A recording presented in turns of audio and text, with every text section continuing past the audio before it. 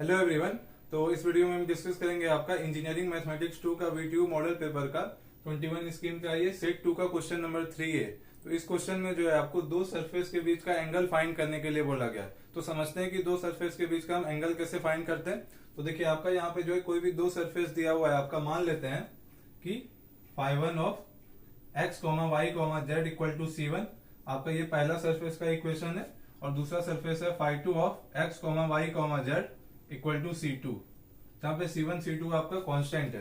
तो देखिए दो सरफेस के बीच का जो एंगल होता है वो उन दोनों के नॉर्मल के बीच का एंगल होता है। ये आप लोगों ने I think vector and 3D करके एक चैप्टर था क्लास 12 में, वहां पे बताया जाता है। खैर अगर नहीं पता है तो अब जान लीजिए, क्योंकि मैथ्स में ऐसा कुछ नहीं होता है कि नहीं पता था हमको। जब आपको पता चला तभी से उसका इस्तेमाल करने आपको आना चाहिए। तो देखिए आपका जो है दो सरफेस है, आपका दोनों सरफेस के बीच का जो एंगल होगा वो उनके नॉर्मल के बीच का एंगल होगा। और आई थिंक मैंने आपको पिछले वीडियो में बताया था ग्रेडियंट फाइंड करने के लिए। तो ग्रेडियंट बोले या फिर डेल फाई बोले, ग्रेडियंट बोले या फिर डेल फाई बोले, दोनों का मतलब आपका सेम होता है। तो ग्रेडियंट का जो आपका ज्योमेट्रिकल सिग्निफिकेंस है वो ये है कि ग्रेडियंट ये आपका रिप्रेजेंट करता है नॉर्मल को। तो किसी सरफेस का जो है नॉर्मल आपका किसके बराबर होगा? डेल फाई के बराबर। कहने का मतलब है, अभी हम क्या बोले, दोनों बातों को अगर कनेक्ट करें तो देखिए आपका जो है दोनों के बीच का एंगल क्या होगा? जो इन दोनों के बीच के नॉर्मल का एंगल होगा। और नॉर्मल आपका क्या होता है? Del phi. यानी अगर मेरा पहला वेक्टर अगर क्या है, पहला वेक्टर अगर है आपका डेल फाई 1, मतलब इसका नॉर्मल अगर है आपका, ये नॉर्मल डेल फाई 1 इसका है जो नॉर्मल रिप्रेजेंट कर रहा है सरफेस 1 का, और सरफेस 2 का मान लेते हैं डेल फाई 2। तो देखिए अब इन दोनों के बीच का एंगल क्या हो जाएगा? जो इन दोनों के बीच का एंगल होगा। तो उसके बाद देखिए, और आप लोगों ने अब डॉट प्रोडक्ट कीजिए या क्रॉस प्रोडक्ट, आप पे डिपेंड करता है, लेकिन डॉट प्रोडक्ट करना आसान है, इसलिए डॉट प्रोडक्ट ही हमेशा कीजिएगा। तो देखिए आप लोगों को पता होगा कि दो वेक्टर है, अगर ए और बी अगर दो वेक्टर है और इन दोनों के बीच का अगर एंगल फाइंड करना होता है तो हम डॉट प्रोडक्ट का इस्तेमाल करते हैं, जो कि क्या होता है? A dot B equal to magnitude of A magnitude of B into cos theta. तो देखिए अगर थीटा इन दोनों वेक्टर के बीच का एंगल है तो यहां से आप थीटा निकाल सकते हैं। यहां से आपका पहले कॉस थीटा आपका क्या हो जाएगा? Cos theta equal to A dot B divided by magnitude of A into magnitude of B.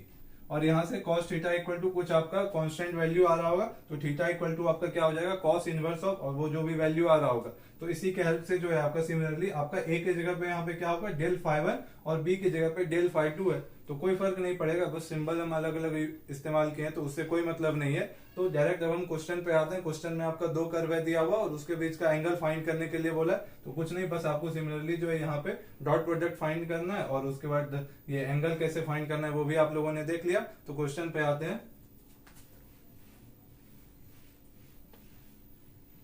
तो देखिए सबसे पहले जो है आपका कर्व 1 जो है आपका क्या है दिया हुआ, मान लेते हैं कि यहाँ पे आपका फाई 1 इक्वल टू क्या हो जाएगा? Phi 1 equal to x square plus y square plus z square. और फिर हम इसको जो है, इसको सबसे पहले हम मतलब इसको अरेंज करके लिख लेते हैं। कहने का मतलब है कि देखिए इसको हम क्या लिख सकते हैं? X square plus y square, और फिर देखिए ये जेड अगर आपका दूसरी ओर भेज दे और -3 जो है ये आपका दूसरी ओर भेज दे तो ये आपका क्या हो जाएगा? Minus z equal to 3।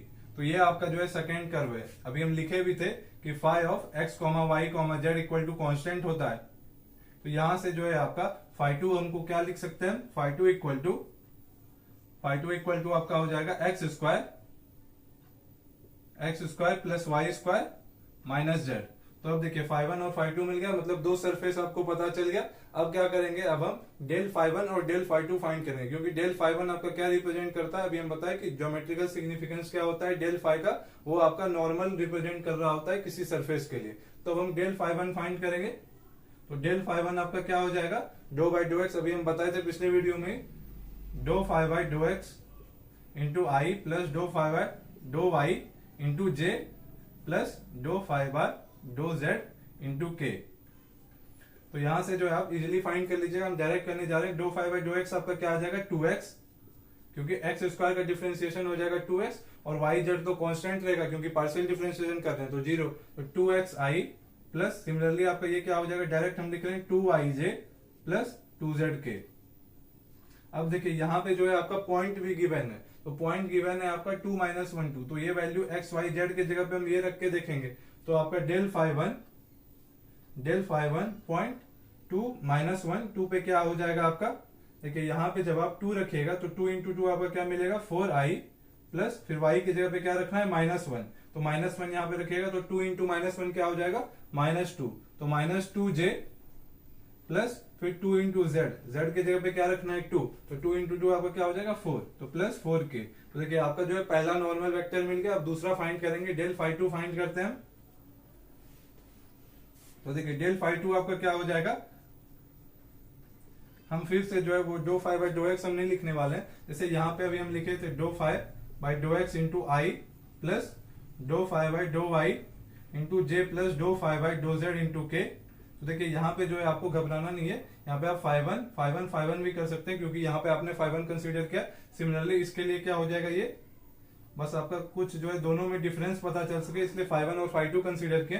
तो देखिए जब आप इसको एक्स के रिस्पेक्ट में कीजिएगा, डायरेक्ट हम लिखने जा रहे हैं क्या आ जाएगा 2x इंटू आई प्लस फिर y के रिस्पेक्ट में 2y और z के रिस्पेक्ट में कीजिएगा तो क्या बचेगा -1, तो -1 इंटू के। तो ये आपका आ जाएगा नॉर्मल वेक्टर सरफेस 2 के लिए। अब हम पॉइंट जो दिया हुआ है तो वो पॉइंट पे जो है डेल फाई 2 का वैल्यू फाइंड करेंगे। तो डेल फाई 2 आपका क्या आ जाएगा, क्या है पॉइंट आपका दिया हुआ है 2 -1 2, तो यहाँ पे आपका क्या हो जाएगा 2 इंटू टू क्या हो जाएगा 4i, फिर देखिए 2 इंटू -1, यहाँ पे j मिस हो गया था तो y की जगह पे क्या रखना है -1, तो -1 इंटू टू आपका क्या हो जाएगा -2j माइनस फिर देखिए यहाँ पे जो है आपको यहाँ पे z वाला टर्म है ही नहीं, तो z वाला टर्म है ही नहीं तो डायरेक्ट हम यहाँ पे क्या लिख देंगे -k।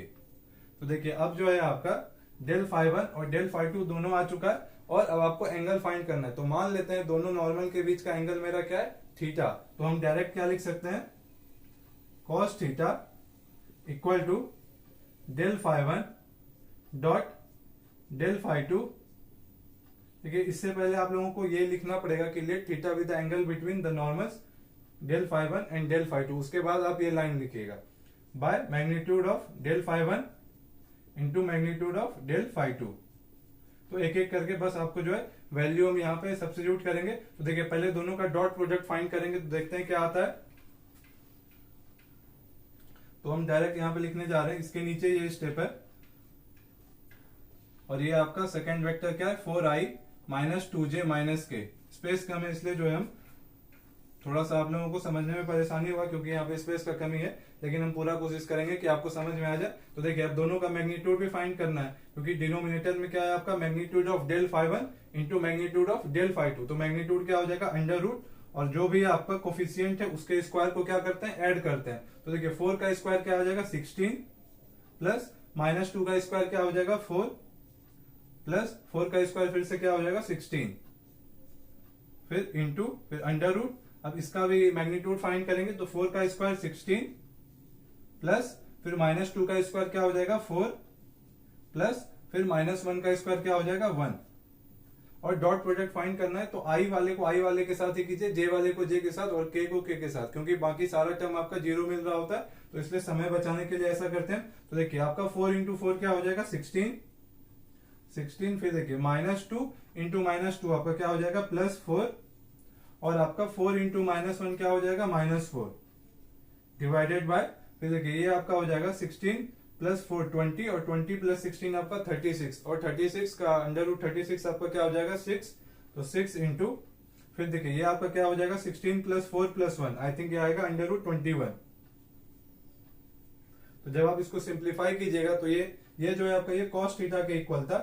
तो जब आप इसको कैलकुलेट कीजिएगा फर्दर तो यहां से आपका जो है cos थीटा क्या आ जाएगा cos थीटा इक्वल टू ये 4 और ये 4 आपका +4 और -4 कैंसिल हो जाएगा तो ये आपका बचेगा 16/6 रूट 21। आई थिंक फिर से आप इसको 8 से 2 टाइम्स 16 और 3 से 2 टाइम्स 6 हो जाएगा आपका, यानी यहां से cos थीटा इक्वल टू क्या आ जाएगा 8/3 इंटू अंडर रूट 21। या फिर यहां से आप थीटा इक्वल टू क्या लिख सकते हैं theta equal to cos inverse of 8/3 root 21। तो यही जो है आपका ये थीटा का जो वैल्यू आया है यही इन दोनों सरफेस के बीच का जो है एंगल हो जाएगा। तो इस वीडियो को यहीं तक रहने देते हैं, नेक्स्ट वीडियो में कुछ और क्वेश्चन डिस्कस करेंगे आपका मॉडल पेपर से रिलेटेड। Thank you.